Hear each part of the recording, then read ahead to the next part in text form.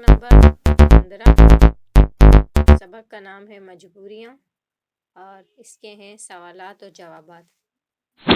सवाल number 1, motor workshop का मालिक अपनी किस आदत से मजबूर था? बाज़ औक़ात रात को सोते वक्त चिल्लाकर कहना, ब्रेकें लगाओ, स्टार्ट करो। यहाँ तक मुसन्निफ़ के साथ ऊँट पर बैठा और ऊँट जब तेज़ हुआ तो यकदम बोला, दूसरे गियर में ले आओ। सवाल नंबर 2, हजामत कराने वाले साहब क्यों शर्मिंदा हुए? हजामत कराने वाले साहब जब हजामत करा रहे तो सड़क पर एक शख्स चिल्लाया, अब्दुल कद्दूसी घर में आग लग गई। ये सुनकर सरपट दौड़ने लगा।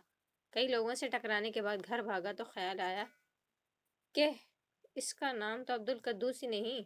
इसी बात पर शर्मिंदगी हुई। सवाल नंबर 3, फ़िलासफ़र के ख़त से इनकी कौन सी आदत ज़ाहिर होती है? फ़िलासफ़र के ख़त से ज़ाहिर होता है कि वो हर मामले में ख़ुद को सही साबित करने की कोशिश करते हैं और आदतन ढीठ और कंजूस होते हैं। सबक नंबर 4, मुसन्निफ़ ने तक़रीब में मौजूद अफ़राद की को ज़रा सी देर में कैसे पहचाना? मुसन्निफ़ ने तक़रीब में मौजूद अफ़राद को इस तरह पहचाना कि अफ़राद अपने मज़मून की मुनासिबत से गुफ्तगू कर रहे थे।